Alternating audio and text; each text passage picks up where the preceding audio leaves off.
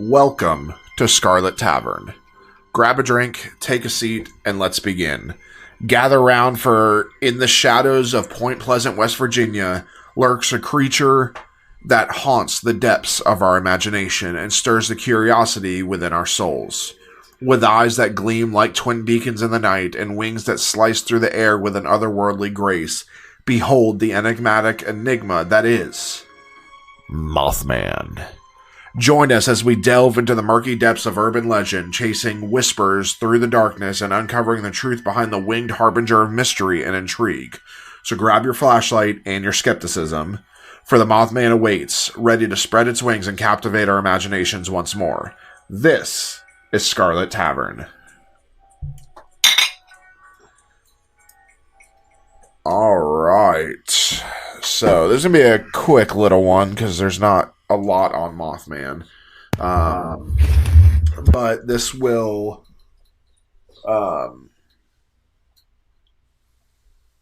we'll kind of dig a little bit into Mothman and some of the history behind it, where it was first seen, things like that.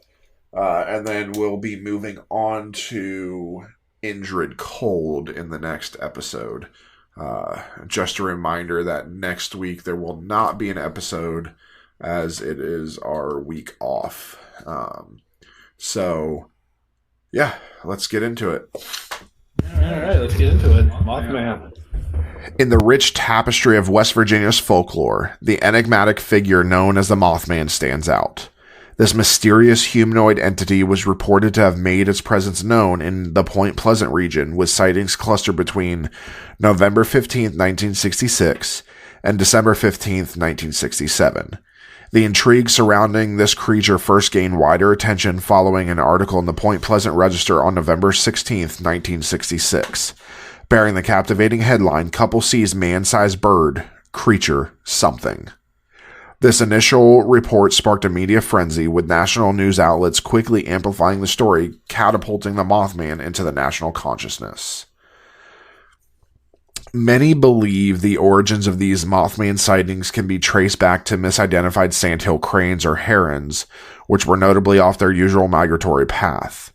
The mystery deepened and reached broader audience through the works of Gray Barker in 1970 and more prominently John Keel's 1975 publication, The Mothman Prophecies. Keel's book not only delved into the eerie sightings but also suggested a link to other paranormal occurrences and the tragic collapse of the Silver Bridge. This narrative was further immortalized in the 2002 film adaptation of Keel's book starring Richard Gere, bringing the legend of the Mothman to an even wider audience. That was good. It was good. I liked it. It's the Mothman Prophecies. It was a weird movie. I tried watching it, and I don't say weird necessarily in a bad way. I kind of imagine Richard Gere did it because this is such out of his wheelhouse of how a movie he usually takes. I'm sure he was like, well, why not? Why not? So, the Mothman's legacy continues to be celebrated and explored in Point Pleasant, where an annual festival draws enthusiasts and the curious alike, keeping the legend alive in the heart of West Virginia. This ongoing fascination reflects a deep-seated curiosity about the unknown and the mystical in American folklore. The Mothman, an enigmatic winged creature, first made its presence known along a secluded country road adjacent to the enigmatic TNT area. This location, nestled within a network of overgrown canals and dome-shaped bunkers, was once part of a larger military complex known as Camp Conley.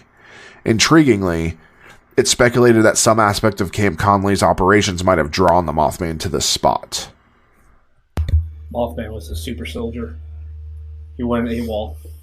I mean, with the sandhill cranes, if those fuckers are huge. I've never seen one. You're about to. No. They're all over my hometown. And if we hit one, you go to jail for like 10 years because they're endangered. Let's not hit one. They are fucking huge. They're mean. You do not want to fuck with one. You see one, you just turn your happy little ass around and you walk the other way. Maybe they're in danger because they're assholes. Everyone got tired of their shit. Just saying. They walk in the middle of the road. They do whatever they want. Yeah. and they don't move. Like, you can honk your horn and lay on your horn, and you know how, like, turkeys and deers will get out of the way? Sandhill cranes will not.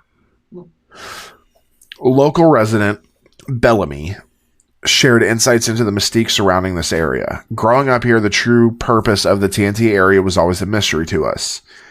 To the best of my knowledge, the facility ceased operations immediately following the deployment of the first atomic bomb and has been cloaked in secrecy ever since, Bellamy recalls. The sense of mystery was further deepened by the accounts of those who worked at the facility. The workers there were kept in the dark about the true nature of their workplace. The windows of the facility were always obscured, preventing any outside view. Their daily routine involved being transported to and from the site by bus without being privy to anything beyond their immediate duties, Bellamy added. This backdrop of secrecy and the unknown, combined with Mothman's mysterious appearances, has woven a complex tapestry of intrigue and speculation that continues to captivate the imagination. The Mothman's association with this once secretive military site adds another layer of enigma to the legend, intertwining local history with the lore of this elusive creature. On a chilly evening of November 15th, 1966, an unusual event unfolded in Point Pleasant, West Virginia, leaving an indelible mark on local lore. Two young couples, Roger and Linda Scarberry, along with Steve and Mary Mallett, approached the police with a harrowing account. They described encountering a colossal, shadowy figure by the roadside near the TNT area, an old World War II munitions site. Linda Scarberry's depiction was particularly vivid. She described the being as a towering athletic figure about 7 feet tall, equipped with white wings. Its face remained indistinct to her, overshadowed by the mesmerizing red glow of its eyes. The group's experience escalated as they fled the scene. They reported that the mysterious entity, emitting a piercing screech, took flight and pursued their vehicle, only ceasing its pursuit at the borders of Point Pleasant City. In the ensuing days, the story sparked a wave of similar reports, fueled by local newspaper coverage. Among these were accounts from 2 volunteer firemen who described the creature as a large bird with red eyes. Mason County Sheriff George Johnson speculated that the sightings were possibly of a significantly large heron, which he colloquially termed a shitepoke. Adding to the intrigue, contractor Newell Partridge recounted an unsettling encounter where a creature's eyes reflected light akin to bicycle reflectors, and also associated with strange disturbances in his television set and the disappearance of his German Shepherd. Mothman killed his dog? That's horrible. That's the theory. That's his theory. Is that Mothman literally killed his dog? It really does sound like a bird so far. Mothman isn't necessarily bad. He's just an omen. So, Robert L. Smith, a wildlife biologist from West Virginia University, offered a more rational explanation. He suggested that the descriptions matched the sandhill crane, a sizable American crane with a wingspan of about 7 feet and distinct reddish coloring around its eyes. The crane, possibly strayed from its migration route, was not a familiar sight in the area, contributing to the bewilderment. In a fascinating twist, some believe that the era's pop culture influenced the creature's name. The 1960s saw the height of the Batman TV series popularity, immersing the public in a world of comic book characters. While the villain Killer Moth did not feature in the series, it is speculated that the influence of both him and Batman played a part in the local newspapers coining the term Mothman. This intersection of a bizarre wildlife encounter and the vibrant world of comic book lore created a unique and enduring legend in the tapestry of American folklore.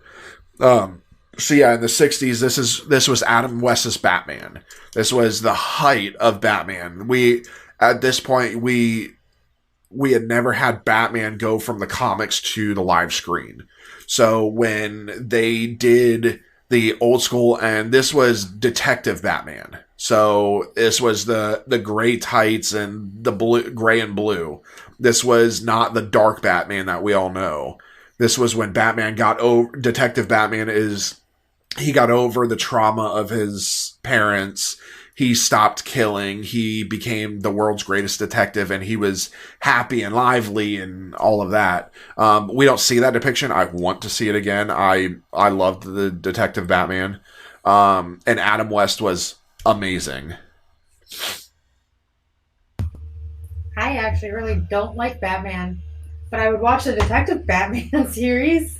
Folks, just to let you all know, we will be hiring a new position here with the sudden departure of Pam. She knows why this happened. No, I do not like Batman. And you still married me. So this is all on you. I'm Mothman. I'm Mothman. I'm not the hero that West Virginia asked for. Where is she? But so yeah, this was the height of Batman. And Killer Moth is a very well known enemy of Batman. To those of us that read comics. And he is very well known and has a lot of the same features as Mothman. So it is very possible that this is where Mothman comes from. Killer Moth does have the blurry face. He has red eyes. He's all white, very fuzzy. There were that many comic book fans in West Virginia in the 1960s. Yeah. I mean, they had nothing else to do. Except their siblings. To our listeners of West Virginia, they don't have internet. Oh yeah, it's West Virginia. That's right. They don't have access to anything. The Mothman narrative took a dark and poignant turn with the tragic collapse of the Silver Bridge on December 15, 1967. This catastrophic event, which resulted in the loss of 46 lives, became a pivotal moment in the evolution of the Mothman legend. It was after this tragedy that the sightings of the Mothman began to be linked with the bridge's collapse, intertwining the cryptid's lore with a real-world disaster and deepening the mystery surrounding its appearance. With that being said, we want to give our thoughts out to all of those involved in the bridge collapse yesterday. Was it yesterday? The other day in Baltimore. Couple days ago in Baltimore. The Francis Scott Key Bridge. Yeah. The man that wrote our... Okay. Yes, I do know who it is. I just get the two Key and Scott mixed up. Only one of the most important musicians in our history. But they did find at the point of this that I read, they found 2 bodies that were submerged in a truck that did not make it. So far, that is it. Luckily, it was 2 a.m. So the bridge wasn't like it was 5 o'clock, which would have been a disaster. Oh, God. There would have been more than 46 lives from here. So our thoughts go out to all of those involved in that. And to the conspiracy theories that are going to happen because of it. Oh, there's already conspiracy theories. Oh, yeah. There should have been tugboats there. So, and don't be surprised if Mothman wasn't somehow seen in downtown Baltimore somewhere. He probably was. They're also talking about explosions because they saw like a little flash at the top of one of the... No. It was aliens. All right, so further expanding the Mothman's reach into global folklore, a noteworthy report from the Gregorian, apparently. Apparently the Gregorians have a newspaper. Really? Who are the Gregorians again? The Gregorians. The Georgian newspaper, Free Georgia, surfaced. I'm not going to pronounce that. If we have anybody You're welcome that I actually translated Svobanaya Gruzia.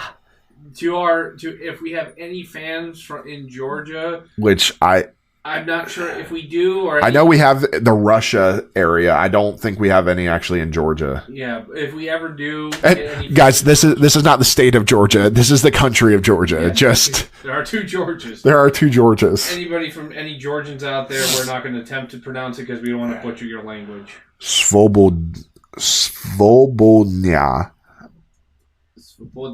Yeah. Gruzia. So it means Free Georgia. Yeah. It originally did not have the Free Georgia, the translation. I actually went. So if that is not correct, I am sorry. I used Google Translate. It's probably not correct.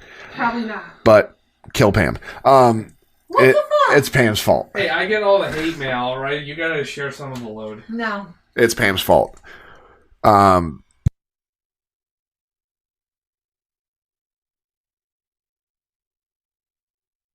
According to this source, Russian ufologists put forth an intriguing claim. Sightings of the Mothman in Moscow appeared to precede the horrific Russian apartment bombings of 1999. This alleged correlation suggested a much broader, almost prophetic dimension to the Mothman sightings, extending the creature's significance beyond the borders of West Virginia and into international mysteries. And as he said, Mothman's been sighted everywhere. He's almost become like a Nostradamus thing. Every time there's a major disaster with a significant loss of life, somewhere somebody will say they saw a Mothman creature on top of a building, flying around within it. Not every disaster, but they do pop up. It's like as I said, Nostradamus. Everyone, major world event, give it a couple months, someone will say that Nostradamus predicted it somehow. But there are some people that claim that they saw Mothman prior to 9/11 in New York. So it's all speculation, but now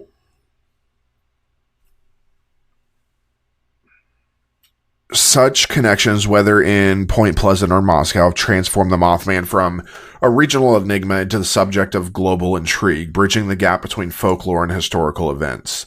These links have imbued the legend with a sense of foreboding and mystery, making it a subject of fascination for those interested in the intersection of paranormal phenomena and real-world events. Folklorist John Harold Brunvand has delved into the widespread coverage of Mothman in popular media, noting various claims ranging from connections to UFO sightings to suggestions that a military storage site was the creature's abode. Brunvand observes that although many recountings from 66-67 claim over 100 individuals witnessed Mothman, with more reluctant to report, these stories often lack solid documentation or identifiable sources, relying instead on children's books or sensationalized accounts. He discerns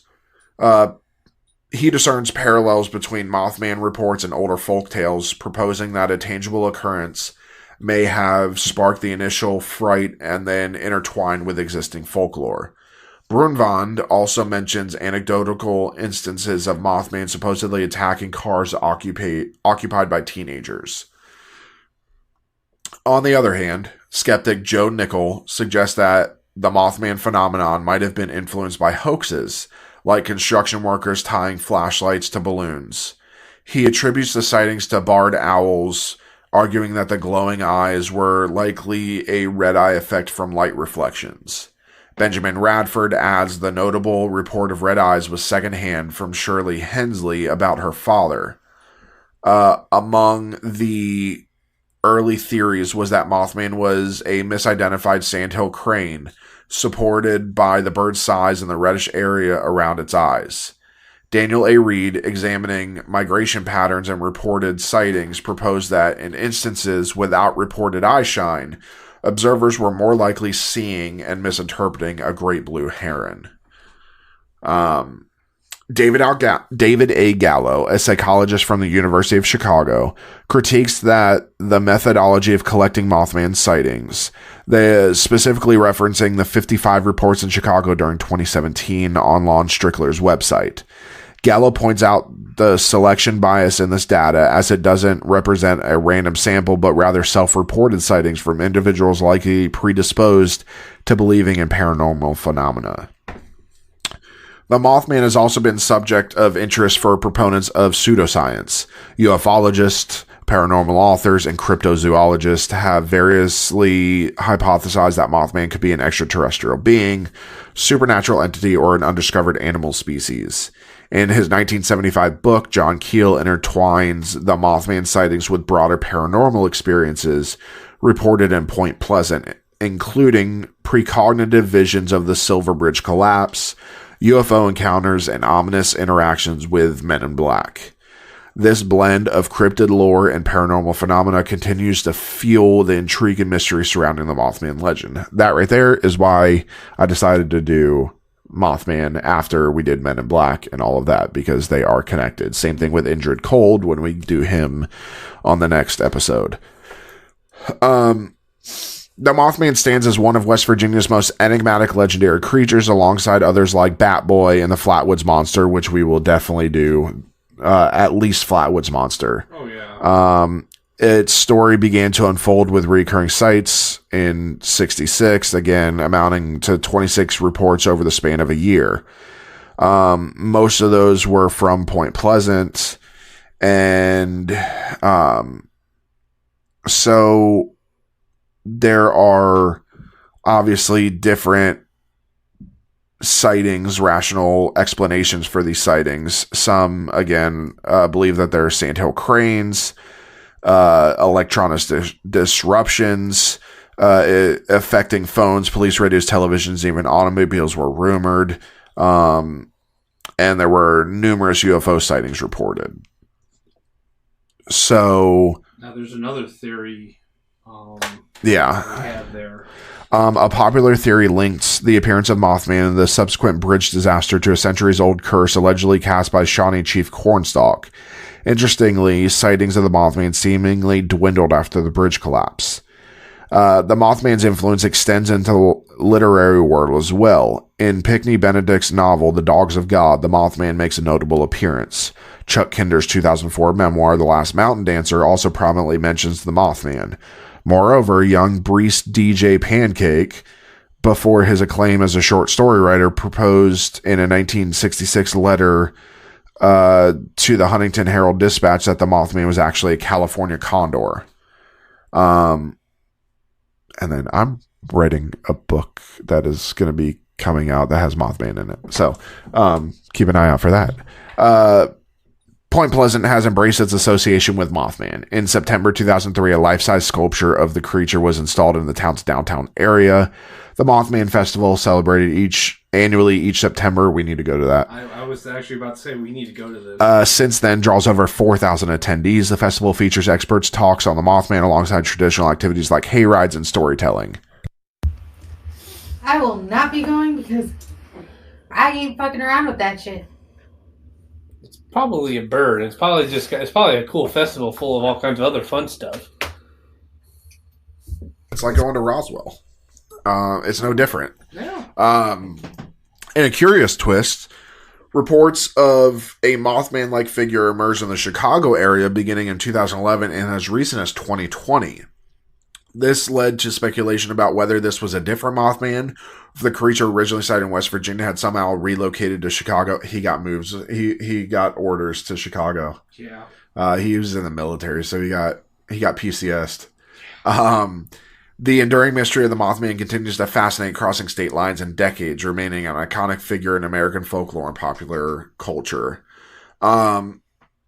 So, again, the annual Mothman Festival, created in 2002, is a vibrant community-focused event centered around its most infamous legend. The festival emerged from a collaborative effort to draw visitors to Point Pleasant, with the Mothman chosen as its focal point due to its distinctiveness and deep-rooted connection to the town's history. Jeff Wamsley, the event organizer, notes that the festival attracts an impressive turnout, drawing an estimated 10,000 to 12,000 attendees each year. Adding to the festival's allure, a striking 12-foot-tall metallic statue of the Mothman, crafted by artist and sculptor Bob Roach. That's funny. Guy named Roach created a moth. Was unveiled in 2003, becoming a landmark in its own right. In 2005, the Mothman narrative was further commemorated with the opening of the Mothman Museum and Research Center, dedicated to preserving and exploring the legend and its impact on the area. Held annually on the third week of September, the Mothman Festival offers a variety of activities and attractions.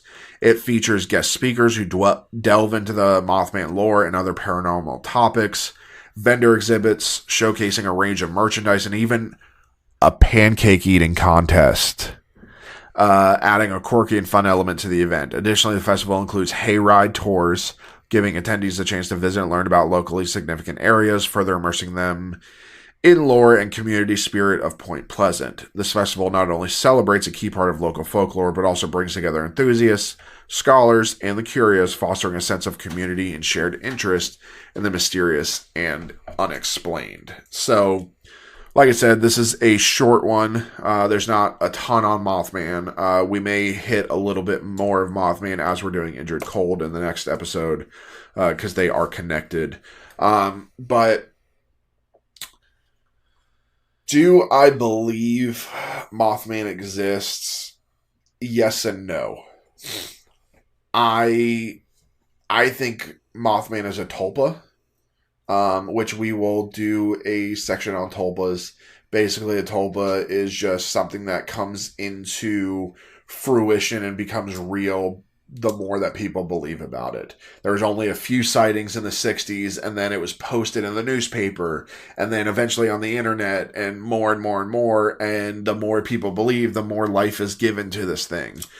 So I believe it may be a tulpa. I fully believe tulpas exist. The power of the mind is a very powerful thing. So whether it is an omen of ill will, omen of death, whatever, that's up to speculation. I've never seen Mothman, so I've seen plenty of death, and I've never seen Mothman. But that's just my thought on it. I want to believe in it. I tend to lean toward where Kayde is thinking. I think the initial ones were probably just a big bird, a heron, or whatever. Think about the situation that they're in. You got a couple of kids who are driving on a dark country road. Something swoops down. Who knows? I don't know why animals do what they do. They got scared. In a flash, they see what they see. I'm sure those two, to their dying day, believe they saw what they saw, but it may not have been so. Now, other than that, Mothman's just been, like you said, a harbinger. I think probably we have given it a lot of power and focus. So I tend to believe that, I tend to kind of go with Kayde's train of thought on this. I don't know.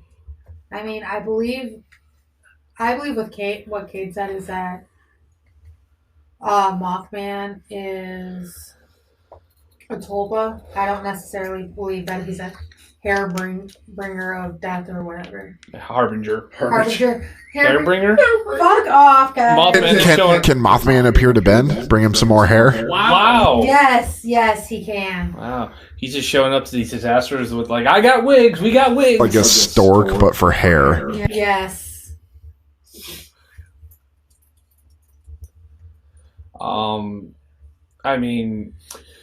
Now, to me, I would actually be more interested in I'm surprised they've never explored more aspect of the military, the aspect of it. Now, officially, we all know from our time in the military, they can say a facility does this, but in reality, a lot of it does a lot more. I mean, you've got a facility in what I am presuming to be the backwoods of West Virginia. Men are being bussed in and out of the facility. They're told not to be there. I mean, if this is just a TNT site, sure, it would be a highly guarded facility because Lord knows they don't want some moonshiners or whatever getting a hold of dynamite or anything. But it seems like a bit overkill to me for a facility that's just storing and possibly making TNT. And then you have to remember that Point Pleasant wasn't actually the first place that Mothman was seen. No, you're right. He was actually seen first, or possibly first, at near in the valley of Elk River near Elk River Trail State Park. Same description, but it's along the Ohio River near Point Pleasant, West Virginia, but it wasn't in Point Pleasant. So keep in mind, the TNT area was defunct. So the actual TNT area in Point Pleasant, it's a former World War II munitions manufacturing complex. So it had concrete igloos that were used for storing the explosives. It was abandoned. There was still dilapidated buildings, tunnels, and stuff like that. So there wasn't anything left there, but people believe that that's where it kind of took its home because it was defunct and all of that. So, and what the stuff that we were using during World War II, that was possibly stored there, God only knows. Mm-hmm. We experimented with quite a bit of stuff to end the war. So who knows? Maybe it was a person that came into radiation and got bit by a radioactive moth and turned into Mothman. Gonna team up with Spider-Man. Yeah, Spider-Man would actually eat him. Yeah. Yeah. But yeah, so like I said, very short episode, because there's not much on Mothman, and so our next episode will be on Injured Cold, and then we're going into a few other things. So we want to thank you for visiting Scarlet Tavern. Please remember to turn in your glasses, turn in your glasses, push in your seat, and as always, tip the bard. Good night, everybody. Good night.